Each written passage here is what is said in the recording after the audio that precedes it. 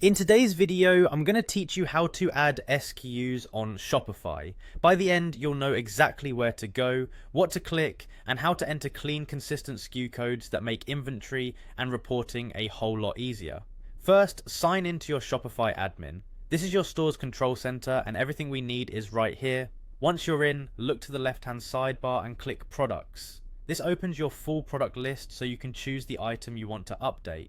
Next, click the specific product you want to work on. This takes you to the product details page. If your product has options like size or color, you'll see a section for variants a little further down the page. Go ahead and scroll until you find the variants section.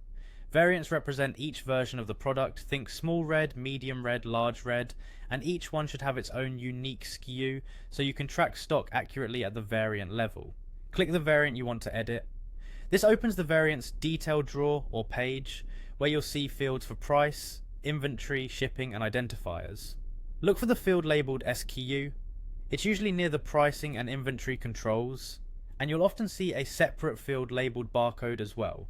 Remember, SKU and barcode aren't the same. The SKU is your internal identifier for organizing products, while a barcode is typically a scannable, standardized code. In the SKU field, type your SKU code. Keep it unique, short, and consistent.